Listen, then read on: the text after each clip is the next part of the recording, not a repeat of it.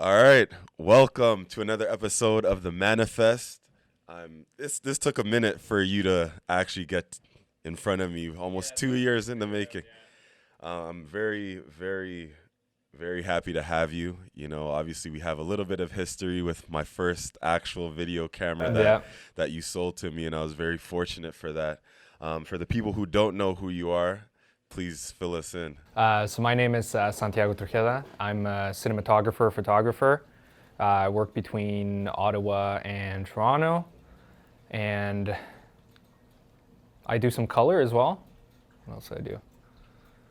Make some mean chicken and quinoa. That's about it. Yeah. What have you been up to during the pandemic? A lot of people, creatives, entrepreneurs, have mixed reviews about the pandemic. A lot of people say that they've been thriving, been productive. What are your thoughts on that?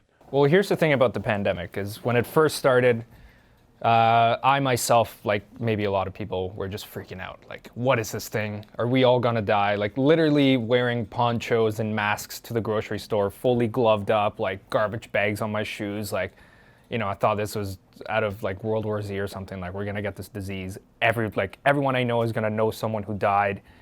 So it was a super extreme thing, and everyone was freaking out, and like everything shut down. And then slowly we started realizing that, it is a terrible pandemic and it's a terrible, situation for the world.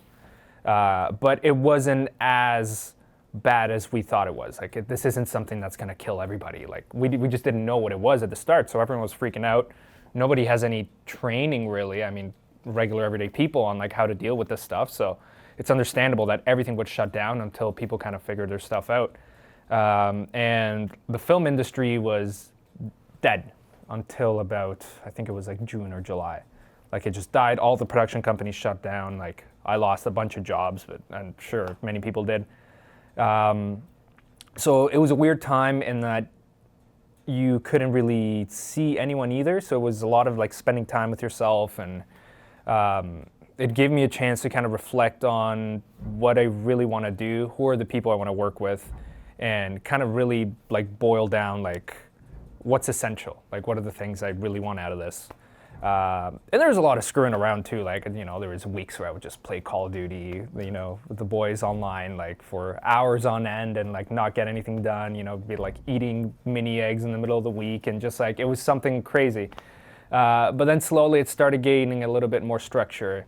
Got into reading more, and then just, meditation and exercise and doing all these things that before I really didn't have the chance to do, because you had the fear of missing out that, oh, there's this party going on, there's this event and somebody's birthday, and there's always something going on that you feel like you're missing out on. But with the pandemic, you realize that, well, first of all, you're not missing out on anything because nothing's going on.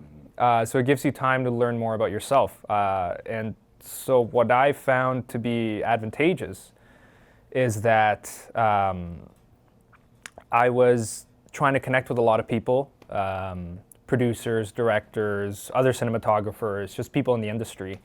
And that would be very difficult, say in 2019, or more difficult when you schedule all these meetings, especially when they're, in Montreal, they're in Toronto, you're there for a couple of days, and, as the industry kind of moves, like people cancel on you, stuff comes up last minute, let's meet up next week or the day after, and you're like... Or 2 years later. Exactly, yeah. And then like you're already in the city.